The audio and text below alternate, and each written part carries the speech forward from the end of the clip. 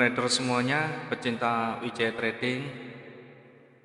Pada kesempatan kali ini kita akan mengupas sedikit analisa yang kita berikan sebelumnya yang berjudul akurat menganalisa dengan candlestick. Sebagaimana yang pernah saya sampaikan sebelumnya, di pasangan emas dan US dollar, bahwa pergerakan terakhir yang saya sampaikan kemarin adalah masih didominasinya buyer di candle terakhir, ya. Karena kemarin posisinya masih belum selesai yang berada di sini, namun saya sudah sampaikan sebelumnya bahwa pada candle tersebut tetap akan didominasi oleh kekuatan buyer. Nah, ketika sudah terbentuk seperti ini,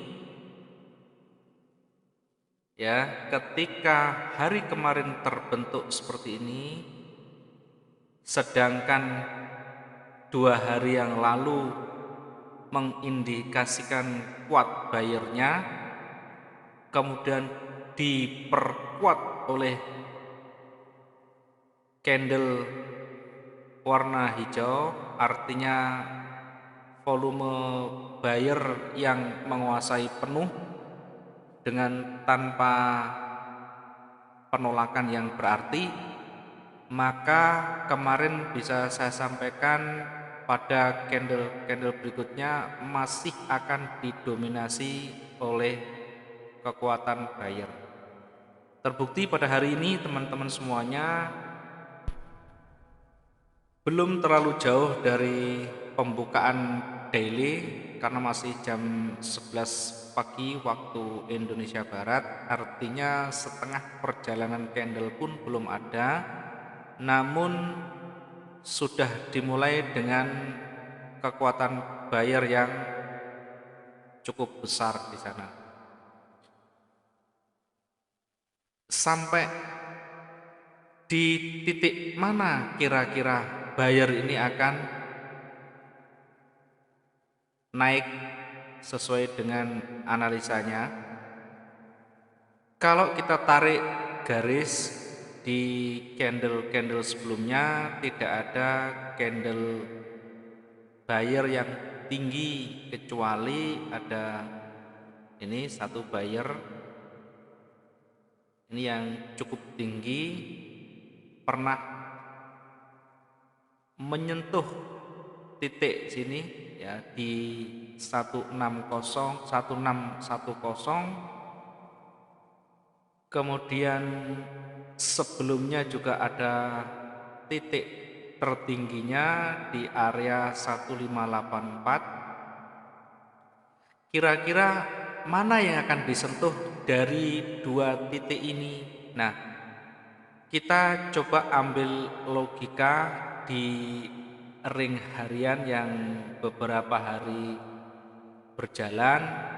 Itu kira-kira berapa? Kita lihat, ini sekitar paling tinggi 1300. Kemudian kita lihat ini juga sekitar 1200 sekian. Kemudian hari ini kita coba tarik kira-kira sudah berapa. Nah, 800 sekian. Kalau candle ini terus naik, mampu enggak kira-kira di angka, kalau di titik rejeksi yang pertama ini kira-kira mampu enggak? Ini berarti di 2563. Kemudian kalau ditarik garis yang kedua berarti 5090. Nah, yang masuk logika rasional di area sinilah yang masuk di pergerakan ring harian. Jadi di area sinilah nanti kalau buyer ini akan maksimal naik. Nah, saya tetap berpikir dengan menggunakan rasio yang logis, yaitu dengan pergerakan harian yang masuk akal. Pada hari ini kalaupun menyentuh ini di sekitar 2.500 masih masuk akal, walaupun cukup tinggi, namun saya tetap berpatokan di titik rejeksi yang ini untuk titik tertingginya atau titik kulminasi dari puncak buyer di sini. Nah, nanti ketika harga sudah mendekati area-area sini, maka akan berpotensi untuk terjadinya reversal. Namun demikian, tidak serta-merta ketika menyentuh langsung nanti market berbalik, tidak serta-merta demikian. Tetap harus diperhatikan indikasi-indikasi bahwa market sudah mau berbalik. Bagaimana cara membacanya ketika market sudah berada di titik puncak dan berpotensi terjadinya pembalikan? Maka kembalikan lagi ke H1 untuk melihat detailnya di sana nanti. Nah, sekarang masih berkisar di antara 800 sekian poin, jadi masih ada potensi naik yang akan terjadi di candle-candle berikutnya. Sebaliknya, ketika nanti tidak mampu menembus area sini, dalam artian volume tidak menembus di sana, maka akan tetap berpotensi terjadinya reversal atau pembalikan. Nah, dari sana ketika nanti ada sinyal reversal, contoh sinyal reversal seperti apa? Bisa saja terjadi doji, kemudian banyaknya rejeksi di sana, kekuatan buyer mulai melemah, dan sudah keluar seller dengan volume yang cukup tebal. Maka di sana berpotensi terjadinya reversal nanti.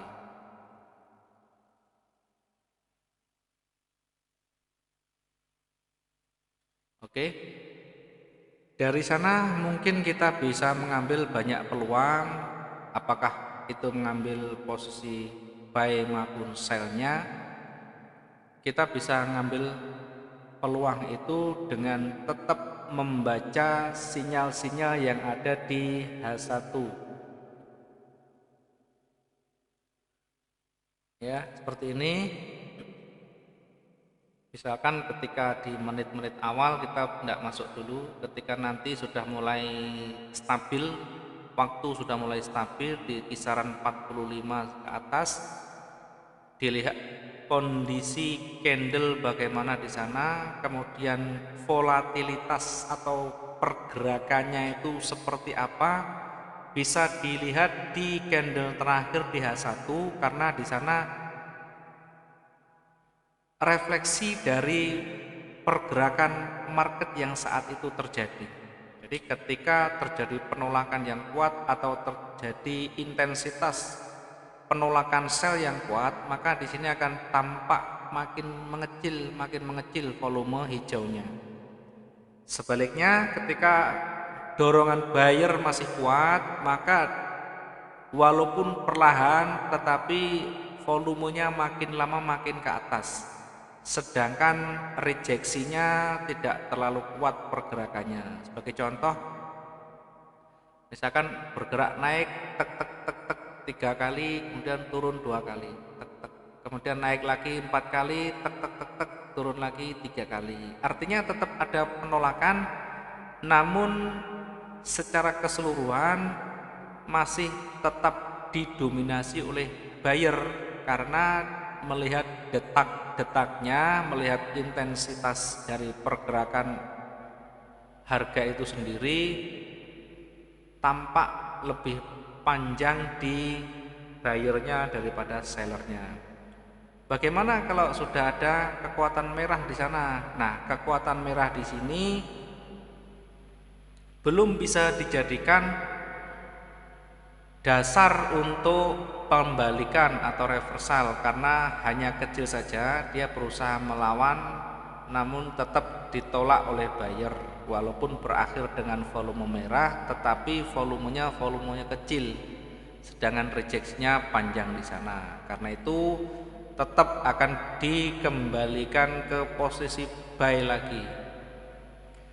Kemudian nanti terakhir bagaimana kondisi di candle terakhir ini, maka disitulah yang nanti akan menentukan di candle berikutnya lagi. Misalkan contoh begini, kalau ini nanti ternyata di menit-menit terakhir dia terbentuk volume yang tebal, misalkan sampai di sini, maka tetap berpeluang dilanjutkan sell dulu, walaupun mungkin nanti tetap akan ditolak lagi, tetapi sell akan muncul lebih kuat lagi jika nanti berakhir dengan volume tebal panjang.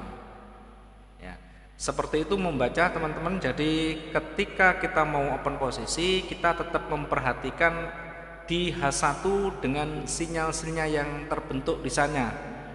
Ya, dengan gejala-gejala yang ada, maka kita bisa mengidentifikasi apakah market ini akan lanjut naik atau turun. Sebaliknya ketika mau terjadi reversal, nanti di sana pasti ada sinyal-sinyal yang mengindikasikan bahwa market bakal turun.